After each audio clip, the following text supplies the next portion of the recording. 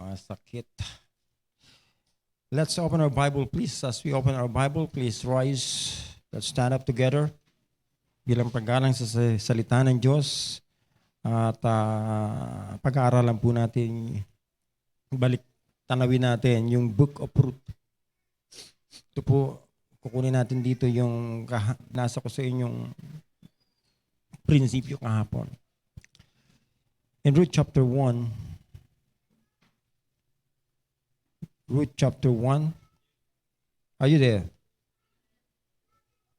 In the book of Ruth chapter 1 and verse 16, the Bible says, "And Ruth said, Entreat me not to leave thee, or to return from following after thee.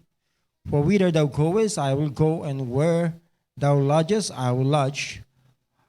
Thy people shall be my people, and thy God my God. Where thou diest, will I die, and there will I be buried.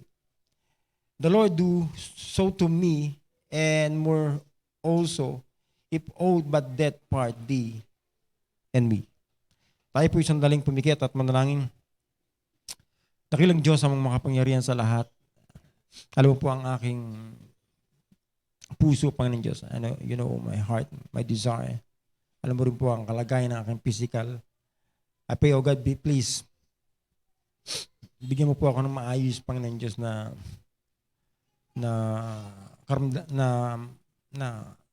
kalusugan, Panginoon Diyos. At may hatid ko po, Panginoon Diyos, ang inyong mga salita na maayos, Panginoon Diyos. At maabot po ang pangangailangan ninyo mga nagamitin mo po lang ang bibig ng inyong lingkod. Pero Panginoon, kayo po ang magsalita sa kalagitnaan po namin. At abutin mo po, O Diyos, ang aming pangangailangan sa gabing ito.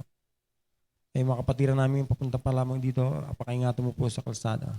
At na may makarating po ng savings kasama po namin sasamba po sa inyo sa gabing ito sa Espiritu at katotohanan. O God, please, i-sustain mo po ang aking kalakasan. Physically and spiritually, O God, naritigit. Bawat isa ay patuloy pong abutin ng pangangailangan. Bigyan po kami ng maayos na internet connection at maayos na sound system. Sa ganun makarating po ang inyong mga salita ng maliwanag po sa aming mga kapatid na nasa kanilang tahanan. O God, maraming salamat po, Panginoon Diyos. Pangunahan mo kayong patuloy sa gabing ito. Ibinabalik po namin ang buong kapurihan, ang kalwalhatian po sa inyo. At patawarin po kami, O Diyos, sa buot pagkakasala at pagkukulang po namin. Ito po ang aming isamang dalangin sa pangalan ni Jesus. Amen. Now please be seated.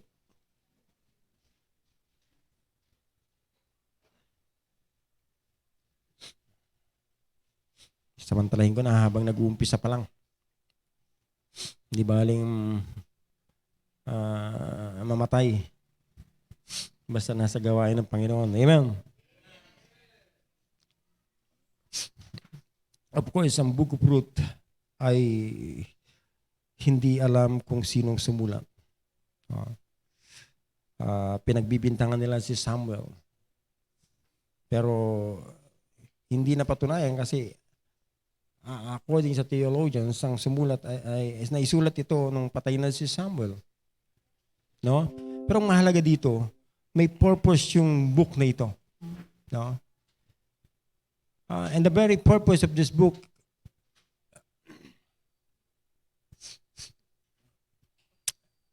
is to show how three people remain strong in character.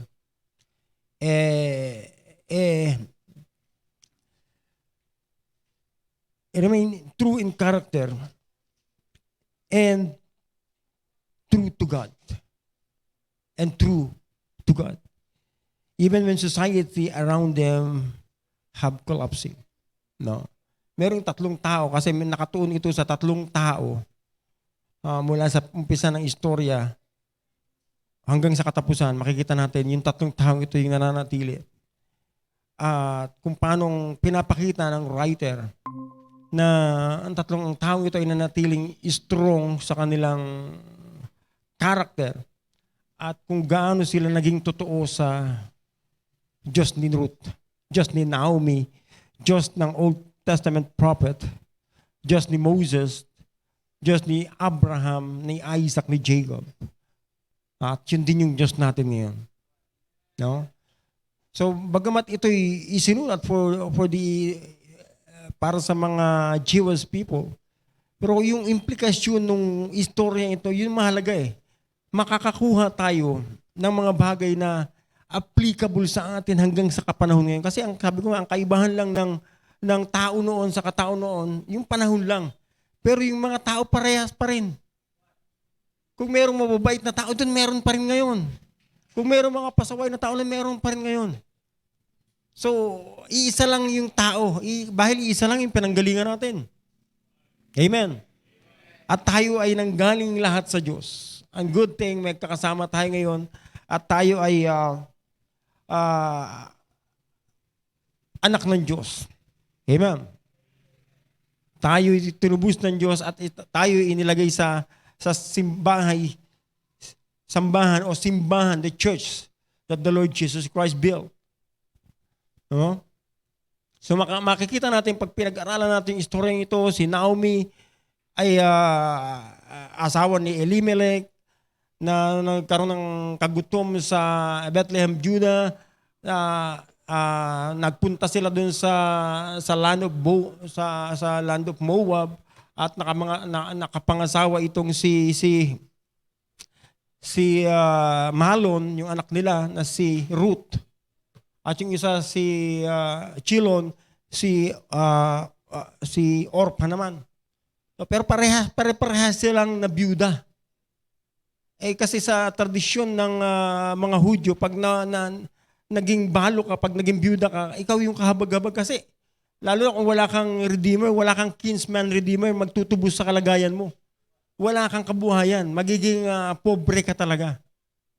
No, kaya nga sa panahon sa church age, pagdating din sa Book of Acts, makita natin na merong special ministry for the widows. Kasi pag widows nga, kawawa, walang provider, wala silang provider. Gagawa sila ng paraan para mabuhay. Kaya makikita natin dito kung paanong si Ruth ay gumawa ng decision. Kaya nga ang title ng mensaheng ito, Making a Right Decision. And how to make a right decision. No? Kaya sa gabing ito, ang gusto ko lang pong makita nyo mamaya, iulitin ko yung pinasa ko sa inyong principle mula sa talatang ito, mula sa istoryang ito. Bagamat dalawa lang talata ang binasa natin, halos mapag-uusapan naman natin yung buong istorya ng Book of Ruth. I hope you're ready. Alright. Actually, marami ito. 100 points. No? Pero bibigyan ko lang kayo ng 5 puntos. Para pag gagawa ka ng right decision, ito yung mga bagay na talagang may encounter mo at kinakailangan mong gawin. I hope you're ready. Point number 1.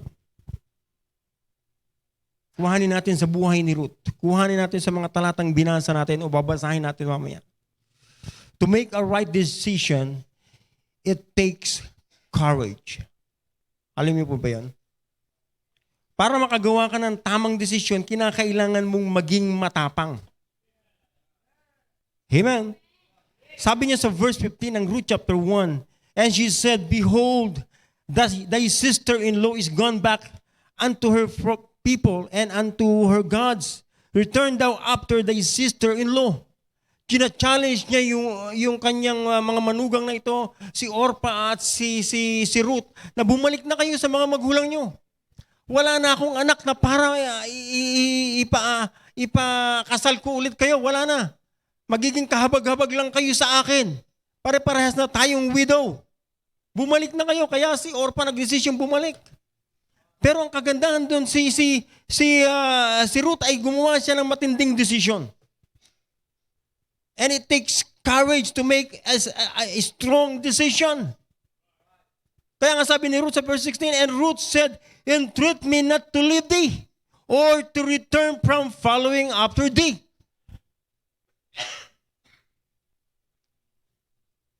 Huwag mo naman ako ipagtulakan. Wag mo akong hayaan na iwanan ka. No? Bagamat si Ruth hindi niya alam kung saan siya dadalhin nung decision niya, pero gumawa pa rin siya ng decision na merong katapangan. Amen. Hindi niya naman alam kung saan siya dadalhin ni Naomi eh. Pero kita mo yung courage niya, yung tapang niyang magdesisyon kahit saan ka pumunta. Sasama ako, wag mo naman akong pagtabuyan. Nakita niyo yung courage na meron si Ruth? Hindi niya alam. Maalala mo dyan si Abraham, nung tinawag ng Diyos si Abraham, hindi alam ni Abraham kung saan siya dadali ng Panginoon. Pero si Abraham ay kusang sumunod lang sa Panginoon. And it takes courage to obey the voice of the Lord. Hindi mo alam kung saan ka dadalhin, pero susunod ka. Amen. Amen. Do you have that kind of courage to make a responsible decision today? Anong sitwasyon meron tayo ngayon?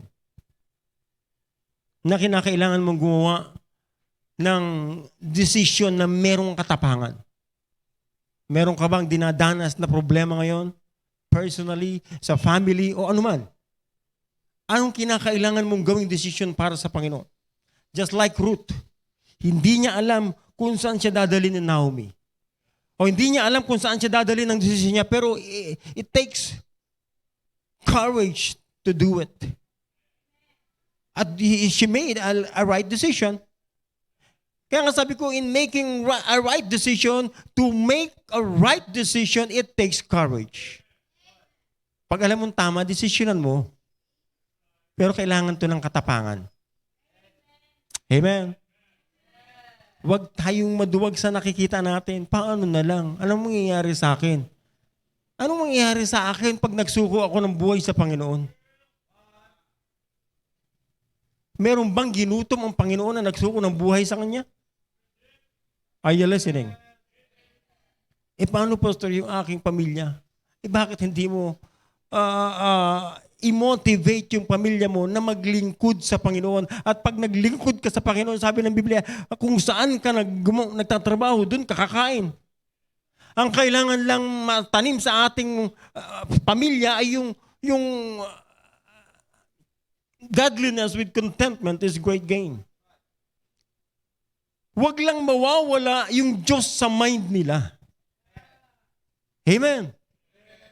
So it takes courage to make a responsible decision. Kaya ba natin gawin yung ginawa ni Ruth? Na bagamat hindi natin alam kung saan tayo dadalhin, pero magdi-decision pa rin tayo dahil alam natin tama. Amen. Kaya ka nag-aral sa Bible school kasi meron kang nakita sa Bible school. Kaya ka nag-decision mag-aral sa Bible school. And it takes courage. Hindi madali mag-aral sa Bible school. Alam mong mahirap. Pero binigyan mo, nagkaroon ka ng katapangan para mag-decision. Pinasok ko to, tatapusin ko, sabi mo. Pero marami nga hindi, nag-umpisa lang. Hindi pa nga nag-umpisa yung klase, nag-quit na eh.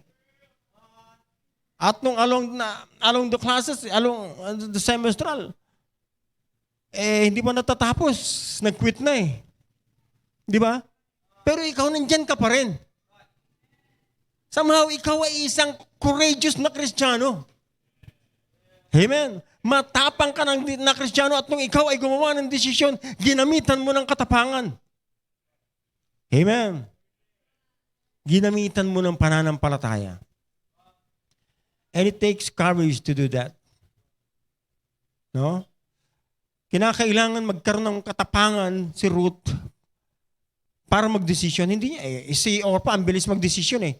Bagamat naaawa siya kay Naomi, pero nagdesisyon siya, iwanan niya si Naomi. Yung kanyang mabiyanan. No? Iyak lang siya sandali, pero balik siya sa kanyang pamilya. Pero si Ruth iba. Hindi niya alam kung saan siya dadalhin, pero ang desisyon niya, sasama ako sa iyo. Amen. Why it takes courage. Kaya ang tanong ko, are you courageous enough to make a responsible decision? Kinakausap ko ba ng Panginoon? Anong decision ang pinagagawa sa iyo ng Panginoon? Ba't hindi tayo gumawa ng decision? Gusto ko, Pastor, na makatapos ng pag-aaral para makatulong ako sa gawain. Magandang decision yan. Magandang decision yan para makatulong sa gawain ng Panginoon. Pero kung tinatawag ka ng Panginoon para sa full-time ministry, hindi mo ma-avoid yun. There are many devices in the man's heart. Nevertheless, the counsel of the Lord that shall stand. Marami tayong plano sa ating sarili, pero hindi yun matutupad kung hindi yun ang kalooban ng Diyos sa'yo. Amen. It must be the will of God. Amen. Kaya kung kinakausap ka ng Panginoon, huwag kang matakot tulad ni Ruth. Gumawa siya ng matapang na desisyon. Hindi niya alam kung saan siya dadalhin, pero nag-decision siya. Amen. Anong gusto mo mangyari? Meron ka bang problema sa pamilya? Bakit hindi mo ayusin? Kinakailangan mo lang ng strong decision. Mula ngayon, ayusin ko na yung pamilya ko. Mula ngayon, ganito ang gagawin ko. Mula ngayon, lead your family. If you are a husband, if you are a father, lead your family to God. Amen. If you're a wife, gumawa ka lang ng decision, susuportahan ko yung asawa ko. Ano mang mangyari, hindi ko iwanan yung asawa ko. Amen. Magiging katuwang ako, helpmeet talaga ako ng asawa ko. Amen. It takes a strong decision. It takes courage to make a strong decision. Hindi ko alam kung anong conviction mo sa mensaheng ito. Pero ikaw at ang Diyos, pag kinausap ka ng Panginoon, huwag mong pagmatigasin ang puso mo. Just make a right decision. Just make a strong decision. But it takes courage to do that.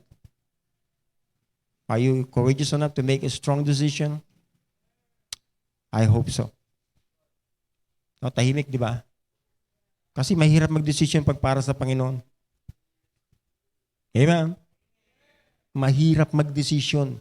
Lalo na kung hindi mo nakikita yung future. Pero alam mo, gusto ko ipalala sa iyo na bago ka makarating dun sa future mo, nandun na yung Diyos.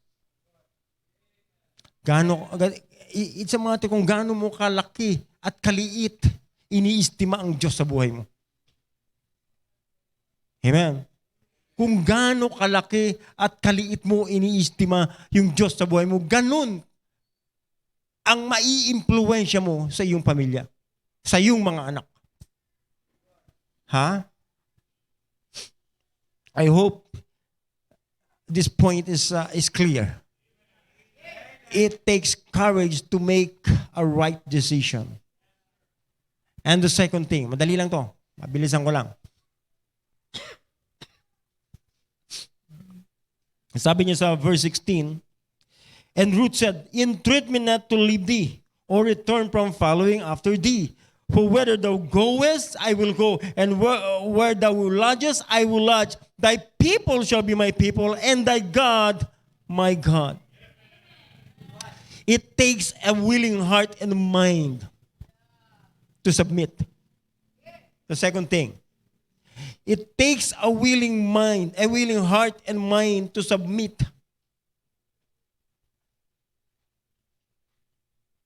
It takes a willing heart and mind to submit to your authority. Para makagawa ka ng tamang desisyon, kinakailangan mo ng willing mind, willing heart na mag-submit sa authority na meron ka.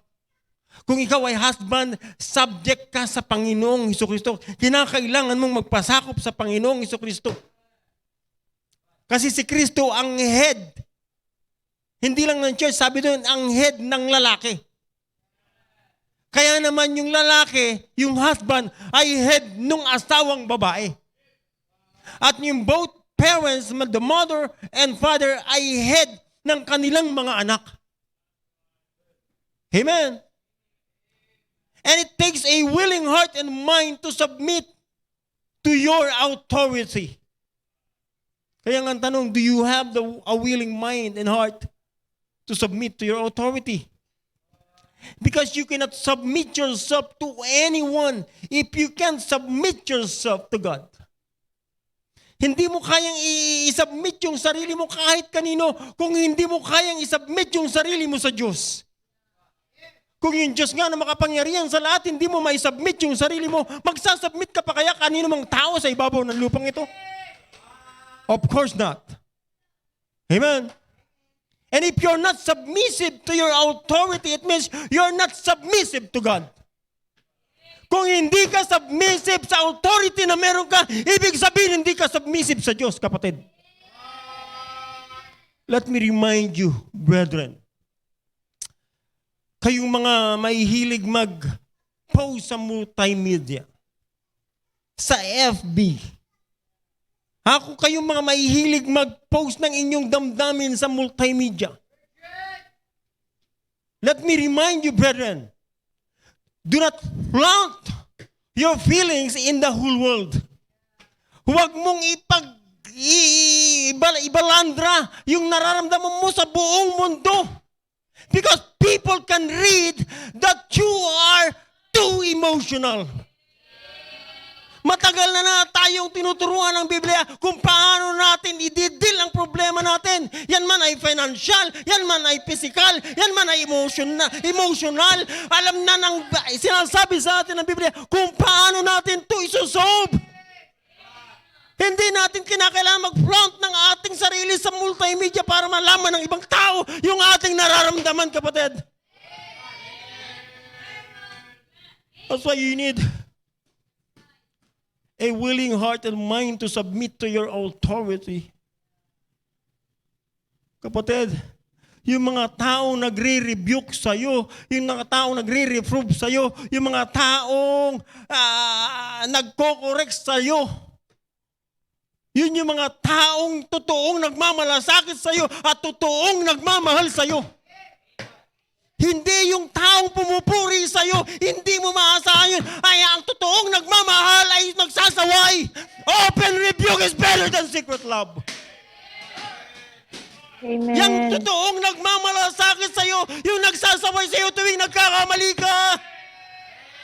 Hindi yung tatapik-tapikin ka, okay lang yan. Ang hinahanap mo, okay lang yan. Ang gusto mo tapik-tapik ng balikat para magpatuloy ka, no way! Ang totoong nagmamalasakit sa'yo, yung nagsasaway sa'yo, kapatid.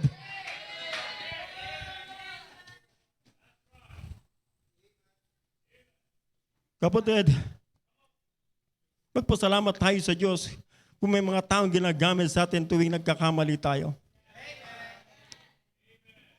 Dahil minsan hindi naman talaga natin napapansin yung mali natin. Nagkakamali tayo, hindi natin minsan napapansin. At lahat tayo ay subject sa pagkakamali dahil tayo ay likas na makasalanan. Kaya magpasalamat tayo pag may nakakapansin ng pagkakamali natin. Hindi, pastor, kasi puro pagkakamali lang ang ina. Hindi. Kaya may napapansin na pagkakamali dahil may nagkakamali talaga. Given na yun kung nakagawa ka na mabuti. Given na yun, hindi ka man mapansin dito sa lupa. Ang sigurado, mapapansin ka dun ng Diyos sa langit. May reward yan dun sa langit.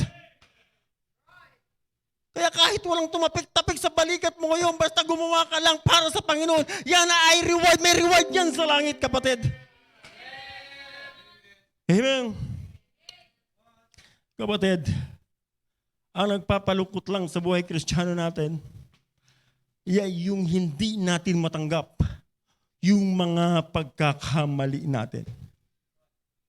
Pero pag natutunan natin ma-overcome yan, ay tayo yung pinakamasayang Kristiyano sa ibabaw ng lupang ito.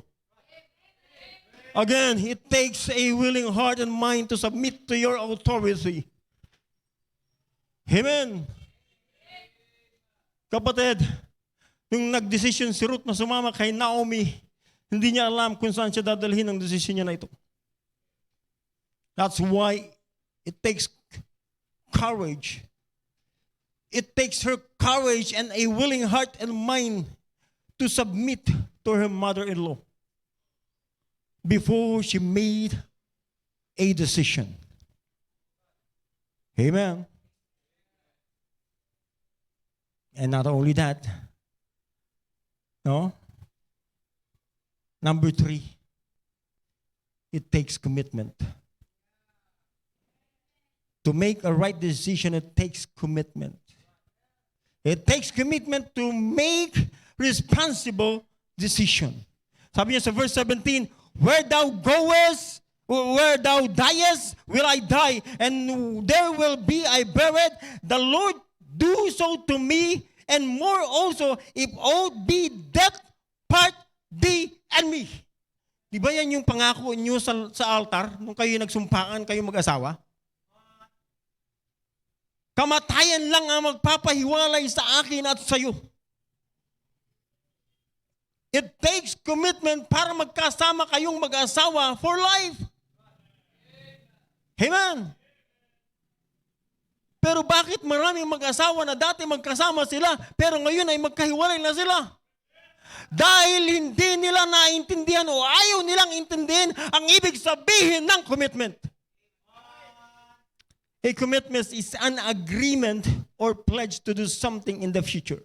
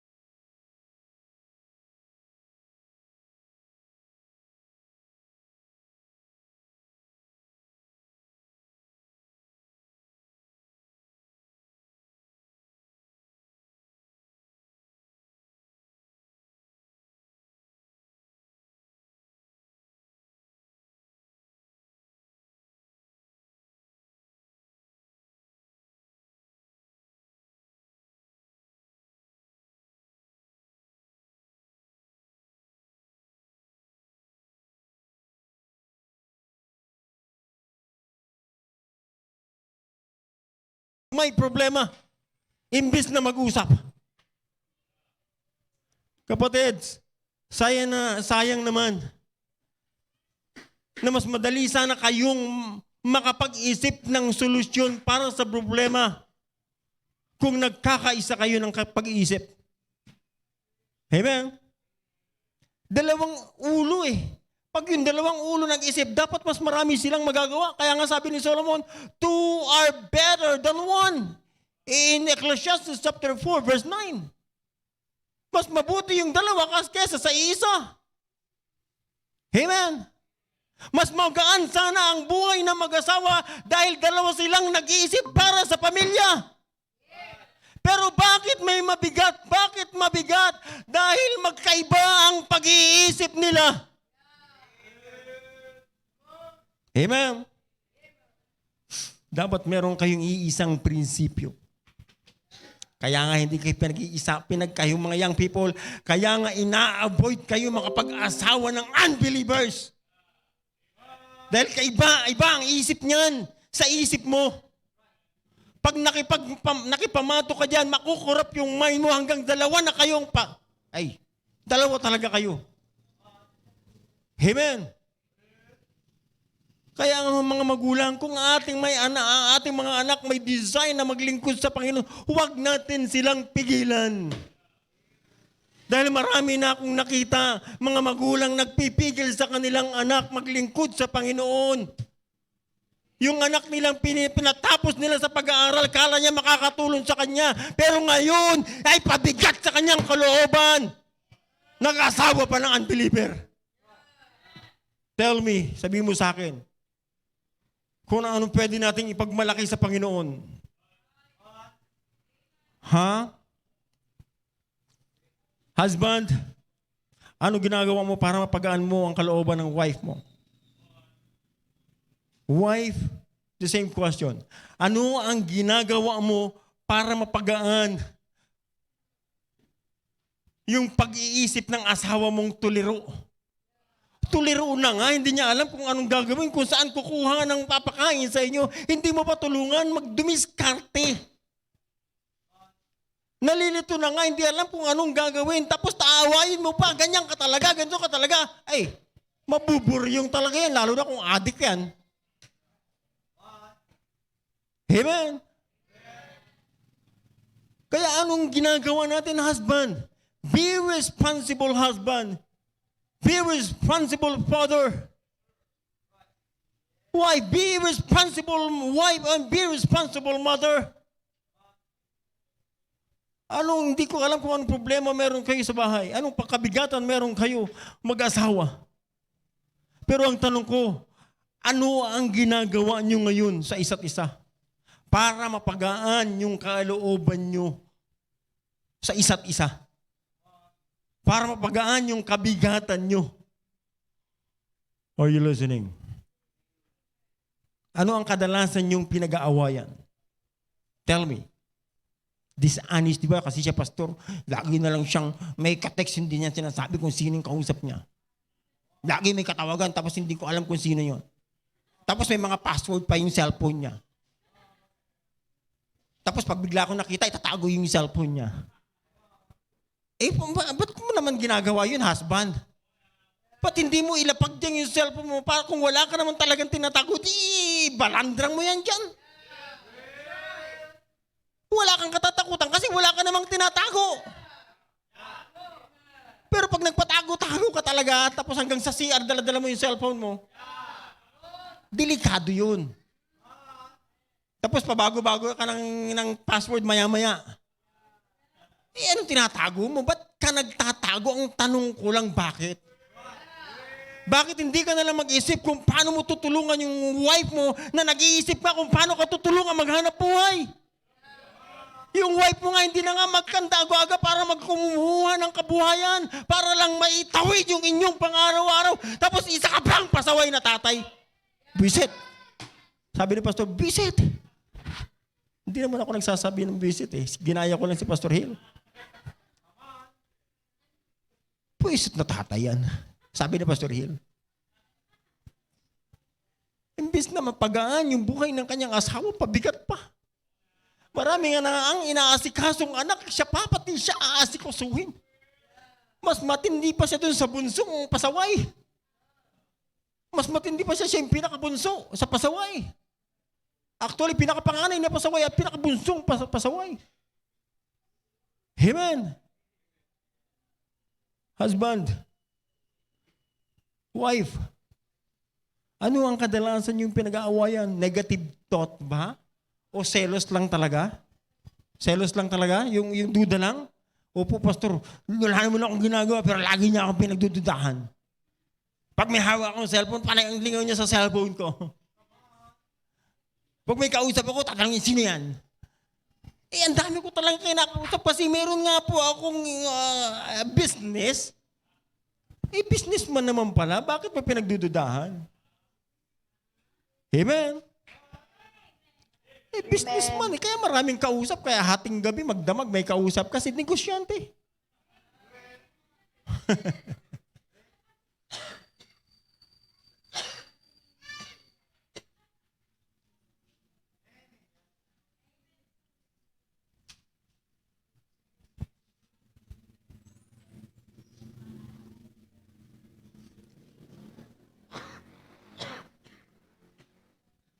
Kapatid, kesa magselos ka, mag-isip ka na lang kung paano matutulungan yung asawa mo na nag-iisip ng hanap buhay para kayo ay makakain. Amen? Para kayo ay may tawid sa pang-araw-araw. Kesa pag-isipan mo pa, kesa pagdudahan mo pa, bakit hindi mo na lang tulungan mag-isip? Two head is better than one. Two is better than one. Magaan sana ang pag-iisip ng mag-asawa kung nagkakasundo sila. Magaan sana yung kabuhayan nila kung magkakaisa ang kanilang kaisipan. Pero anong kadalasan yung pinagtatalunan? Kasi pastor, pag nagalit yan, hindi ko alam. Tatahimik na lang yan, hindi ko alam kung anong... Bakit naman ganoon? Tatahimik ka tapos hindi mo sinasabi kung anong problema. Pastor, may pag nanahimik yan, balibag niya lahat. Huwag yan. Balibag, lahat na lang kalantog ng kalog, mga kaldero, baso, plato sa bahay. Pero hindi ko alam, pastor, talaga kung anong dahilan. Bakit naman hindi mo pa alam? Ba't hindi mo kausapin? Nasasabihin mo, may nakita kasi ako sa cellphone mo. Sino yan? Kaysa hindi mo kausapin. Para malinawan mo kung sino yun at ano ba talagang papel ng tao na yun kaysa pag-isipan mo naman. Hindi ba mas magandang nag-uusap kayo para maayos yung gusot kung anumang problema meron sa tahanan? Hindi yung pag nagkamali, merong tatahimik, meron namang isang parang Armalite.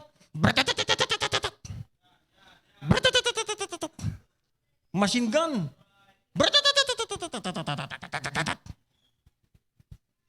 Anong mas gusto mo? Silent movie o bratatat? Silent movie na lang, pastor. O di, pagtsagaan mo yung asawa mong silent movie, kaysa naman ibratatat ka. Timingan mo para hindi ka mabratatat at hindi ka i-silent movie. Mag-set ka ng, kaya nga may family time with God. Pag Diyos ang pinag-uusapan nyo sa gabi o anong oras man kayo nagkasundo, ano pang pag-aawayan nyo?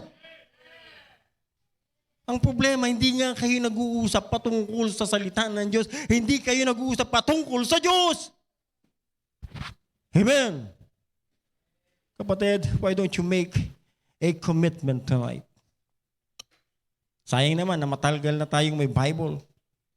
Pero yung pamamaraan ng ating buhay ay unbiblical pa rin. Amen. Let's make responsible decision tonight. Let's make, it takes commitment to do that. Amen. Commitment. Mag-usap. Mag-isip kung paano maayos, hindi mag-isip kung paano maghihiwalay. Biruin mo, una pa lang ang anak nyo, nag-isip kayo yung maghihiwalay, pero pag nagkakausap kayo, nananatili, naging dalawa ang anak nyo, nagkakausap kayo, nananatili, naging 3, nananatili, naging 4, nananatili, tapos nung naging 14 ang anak nyo, nagdesisyon kayo, hiwalay tayo. Hindi tayo compatible. Nakakatawa. Di ba? Pang sa sanglibutan, okay yun. But not in the church. Not among the people of God. Kaya nga kayo yung people, pinafa-avoid kayong magpaligaw kung hindi pa kayo mag-aasawa. Ina-avoid kayong manligaw kung hindi pa kayo mag-aasawa. Pero ang tingin nyo naman, pinaparusahan kayo. Di ba? Pag akala nyo parusa sa inyo pag pinipigilan kayong paligaw, manliligaw. Kapatid, pero kung tutusin, yan ay protection nyo. Makinig lang kayo, yan ay protection nyo. Hindi kayo mapapahamak kung susunod lang kayo sa prinsipyo ng Bibliyang ito. Amen. Again, to make a right decision, it takes courage. It takes a willing heart and mind. And it takes commitment. Number 4. It takes hard work. takes hard work. Tingnan mo si Ruth.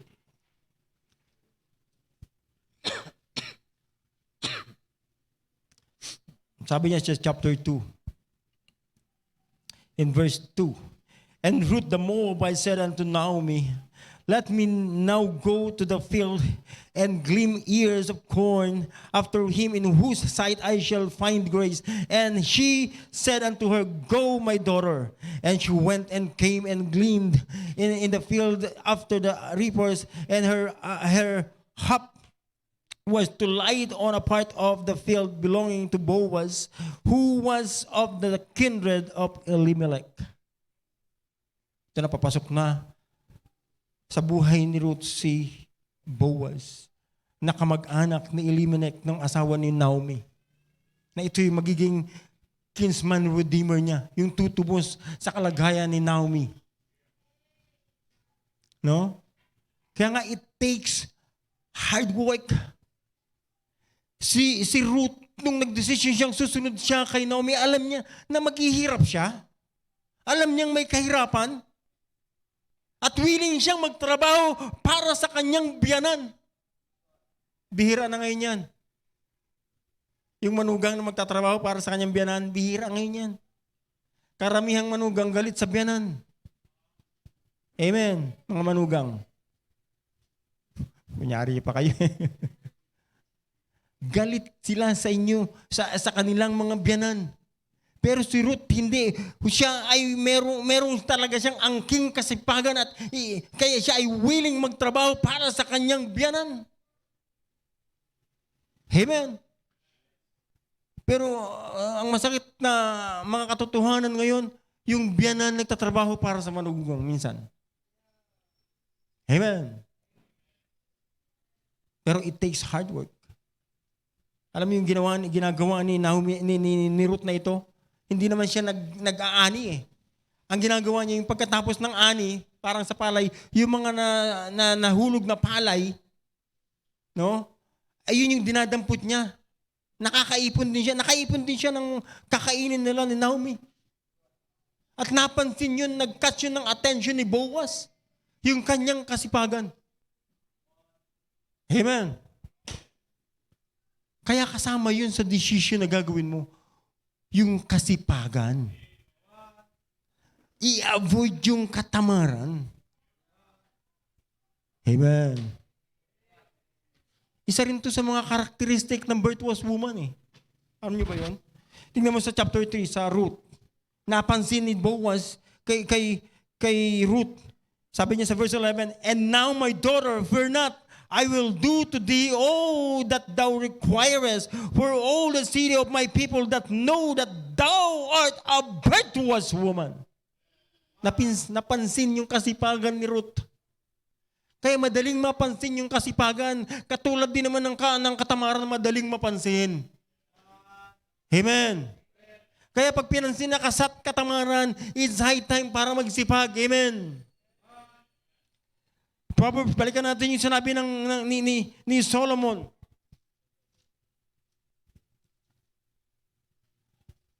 Sa virtuous woman, tungkol sa virtuous woman in chapter 31 ng book of Proverbs.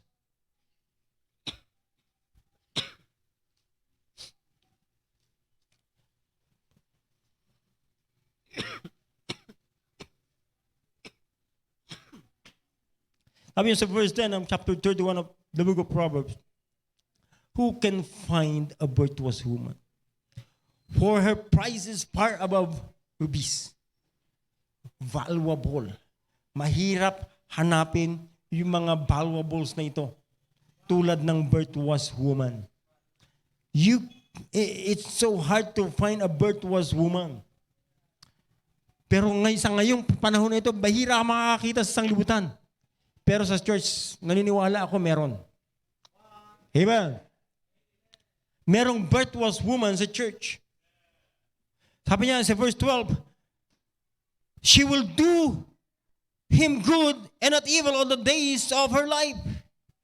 She seeketh wool and flax and worketh willingly with her hands. She is like a merchant's ship. She bringeth her foods from afar. She riseth also while it is yet night, and giveth meat to her household, and a portion to her maidens. Ganun siya kasibag habang madilim pa. 4:00 ng madaling araw, gumigising siya para mag-prepare ng pagkain para sa kanyang household. Hindi niya hinahayaang pumasok yung asawa niyang gutom. Amen. Amen, ha, wife. Kaya yung asawa mo, panay ang daan kay pasing eh. Kasi hindi mo pinag-aalmusal. Na mapadalas tuloy sa San Pedro.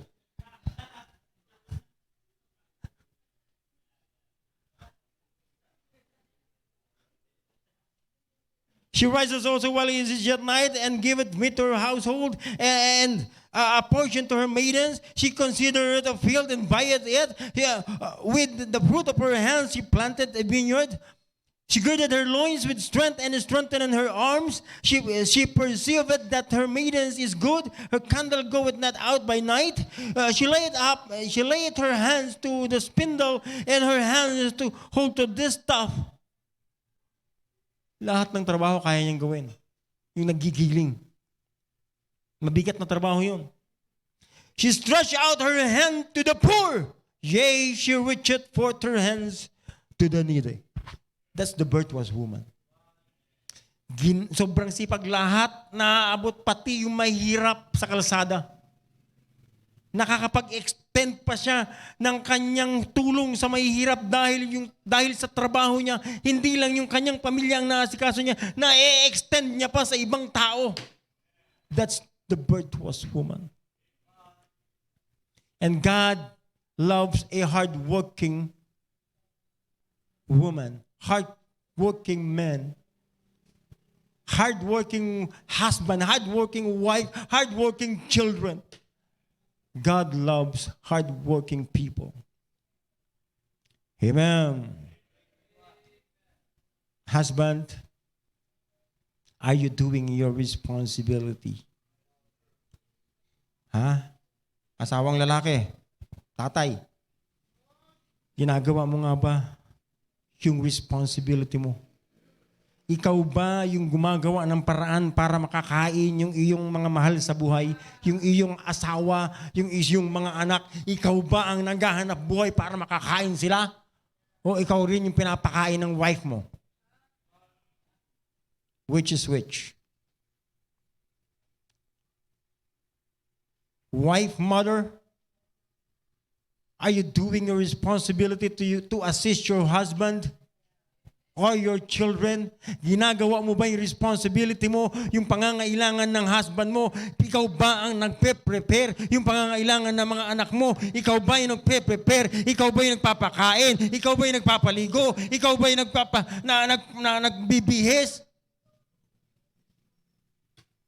O ikaw ba yung naglalaba ng kanyang mga damit? Ikaw ba yung namamalandya para maisuot nila? Trinabaho lahat ito ng virtuous woman. At hindi lang yun ang nagawa niya, nakagawa pa siya ng mga bagay na mabuti sa ibang mga tao. Amen. Kayo namang mga anak, ano nang ginagawa niyo sa bahay? Nakakatulong nga ba kayo mapagaan yung damdamin o yung buhay ng inyong mga magulang? O kayo yung nagdadagdag stress sa kanila? Problema na nga sila kung paano kayo pakakainin. Dagdag pa kayo sa problema. Are you listening?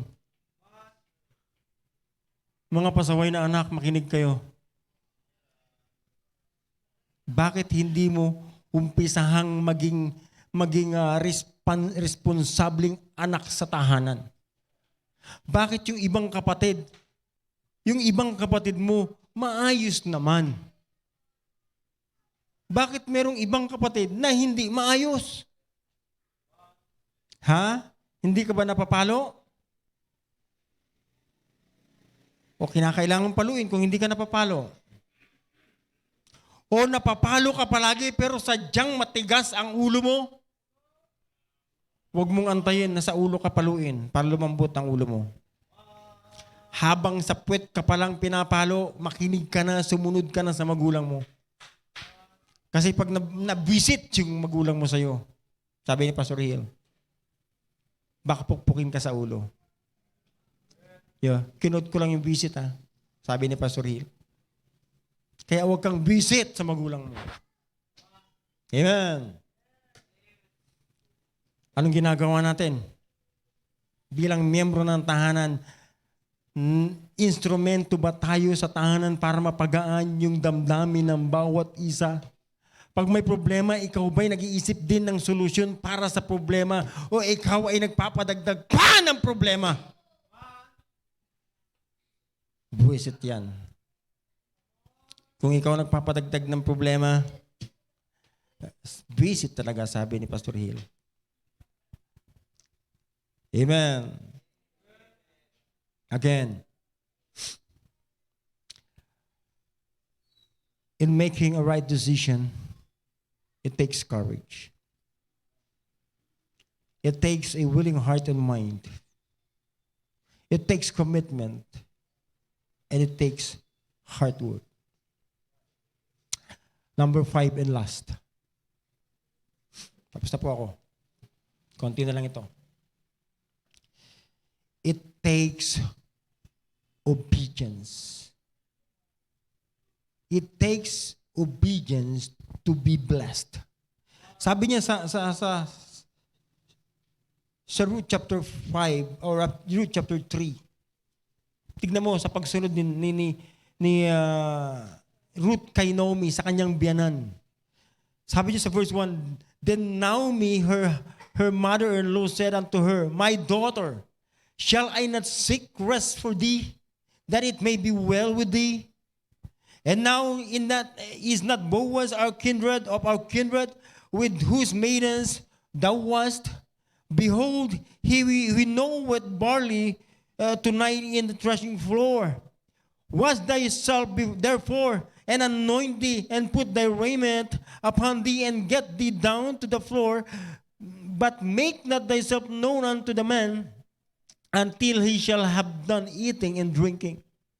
And it shall be when he lieth down, that thou shalt make the place where he shall lie, and thou shalt go in and uncover his feet, and lay thee down, and he will tell thee what thou shalt do.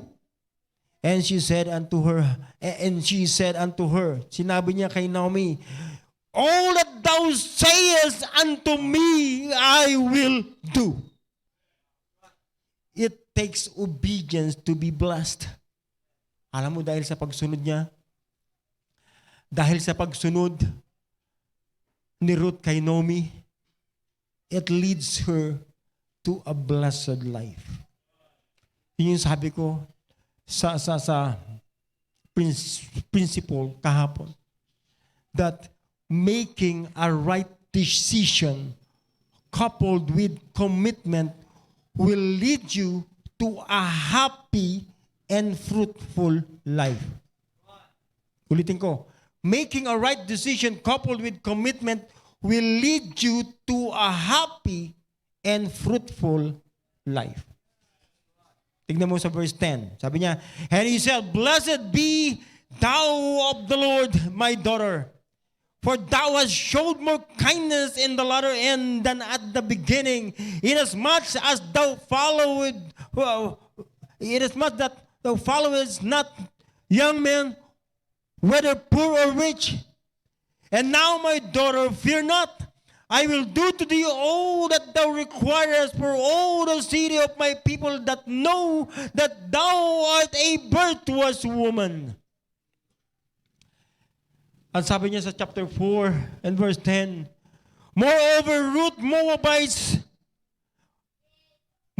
the Moabites, the wife of Mahlon, have I purchased to be my wife, to raise up the name of the dead upon his inheritance, that the name of the dead be not cut off from among his brethren, and from the gate of his place ye are witness this day.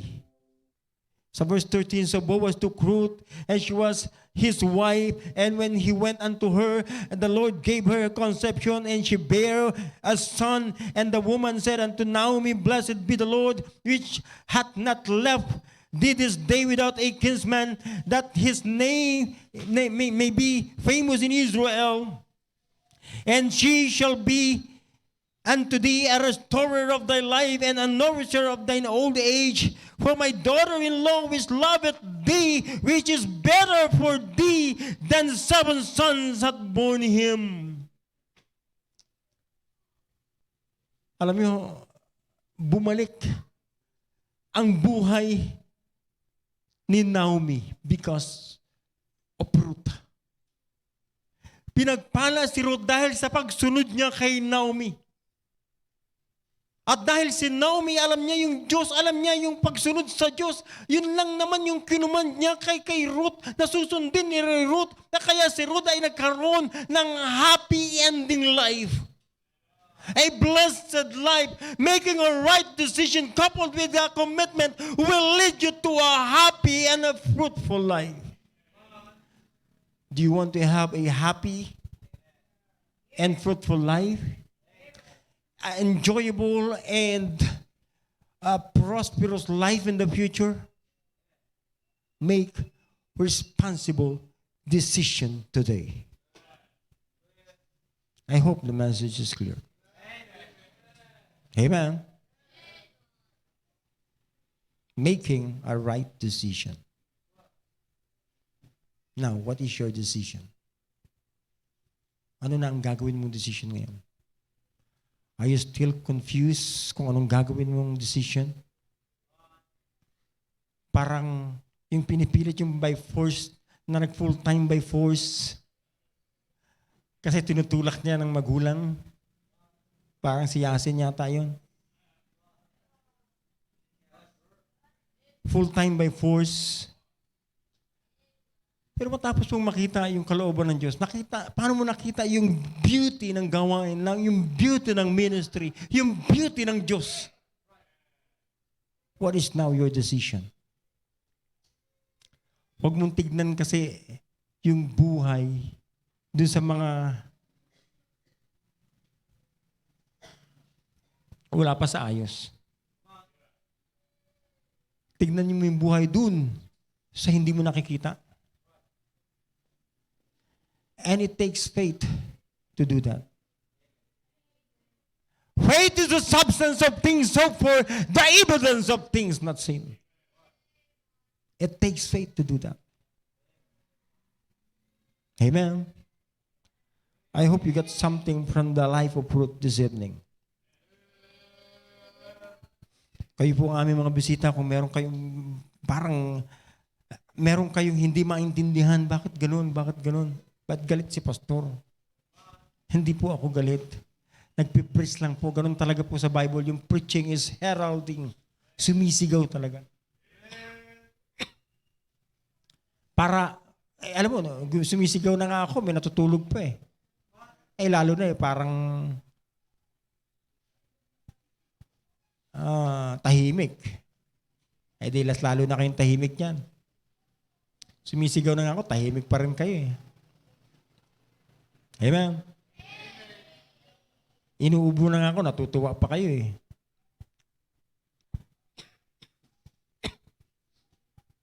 I hope you got something this evening. Amen. Now, it's high time to make responsible decision. What is your conviction to the message tonight? There's nothing personal in this message. This message is message for everybody. Ito'y para sa akin at para sa inyo. Para sa atin lahat ito.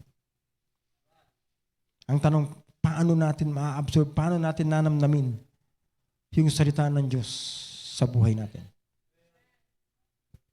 Amen. Tayo po lahat tumayo at tayo po manalangin. Dakilang Diyos, amang makapangyarihan sa lahat, nagpupuri po kami, nagpapasalamat sa natapos po namin paghahayag ng iyong mga banal na salita. Thank you so much, so God, for your word. Thank you for the message. I pray na patuloy mo po itong palaguin sa puso at sa isipan ng bawat nakapakinig. Palain mo po ang iyong mga anak. Palain mo po yung mga salita niyo na hayag sa gabi ito. Binabalik po namin ang kapurihan, ang kaluwalhatian sa inyo. In Jesus' name I pray. Amen.